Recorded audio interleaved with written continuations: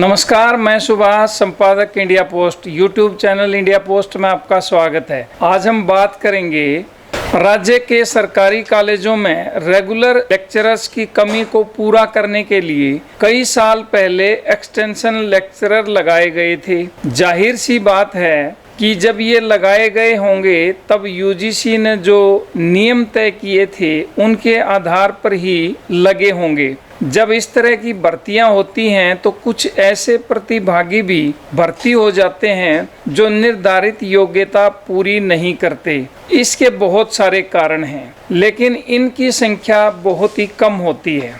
हालांकि ऐसे जो प्रतिभागी थे जिनकी योग्यता पूरी नहीं थी, इन्होंने बाद में यूजीसी नेट परीक्षा पास करके और यूजीसी से मान्यता प्राप्त देश के अलग अलग राज्यों में स्थापित विश्वविद्यालयों से पीएचडी भी कर ली और एक्सटेंशन लेक्चरर की निर्धारित योग्यता को भी पूरा कर लिया। यहीं से इस मामले ने तूल पकड़ लिया।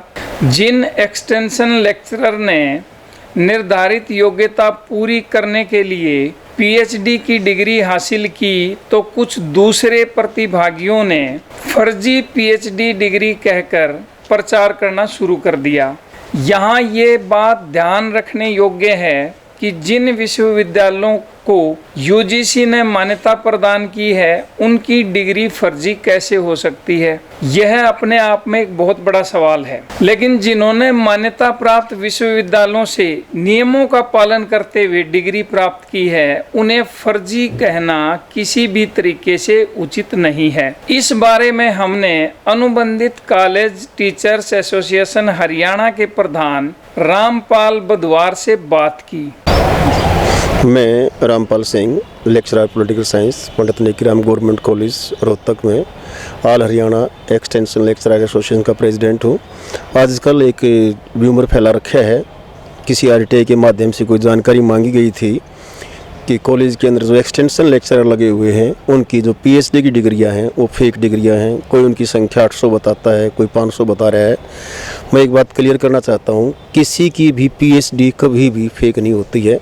हाँ, ये हो सकता है जो प्रोसेस अडॉप्ट किया गया था उस प्रोसेस में किसी की कोई कमी हो सकती है और वो भी इंक्वायरी करने के बाद होगा, ना कि किसी व्यक्ति के आरटीआई का जवाब न देने की वजह से उसे फेक घोषित करना पूरी तरह से ना केवल मानवता के खिलाफ है, तो ये गैर कानूनी कार्य भी किया जा रहा है। और मेरी आप सबसे अनुरोध है कि इस प्रकार की झूठी अफवाहों पर विश्वास ना करें।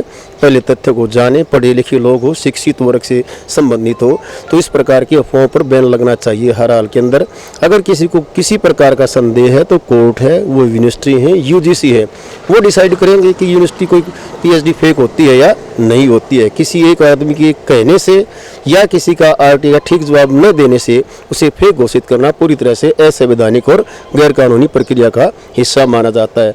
हमारी इस बारे में डीएचई के डायरेक्टर से बात हुई है और हमारी एसोसिएशन में पूरे हरियाणा के विभिन्न जो एक्सटेंशन लेक्चरर हैं जो पीएचडी लेकर आए हुए हैं उनसे बात हुई है और उन्होंने जितने प्रिंसिपलों ने इनकी इंक्वायरी की है, पिछले 1.5 महीने से इंक्वायरी करने लग रहे हैं और इस इंक्वायरी मुझे लगता है कि शायद ही 0.1% ही किसी की पीएचडी की जो प्रक्रिया है उसमें थोड़ा बहुत हो सकता है, एक 0.1% कमी हो, वरना किसी भी प्रिंसिपल ने अब तक ये शिकायत नहीं की है कि इनकी पीएचडी की जो डिग्री है वो फ्रॉड है या किसी प्रकार की वो गलत रूप में बनवा कर लेकर आए हुए हैं। एक्चुअली ये दो तरह की समस्या है हमारे सामने। एक समस्या तो ये है कि जो एक्सटेंशन लेक्चरर लगे थे वो पहले नेट कर चुके हैं और उसके बाद उन्होंने पीएचडी की है, उनकी संख्या एक जो सिर्फ जिनका बेस जो है, जिनका जो क्वालिफिकेशन ही पीएचडी है, उनकी संख्या नियर अबाउट 200-250 के आसपास है। हाँ, टोटल मिलाकर अगर हम देखें जो नेट और पीएचडी दोनों ही है उनकी संख्या 500 के आसपास हो जाती है।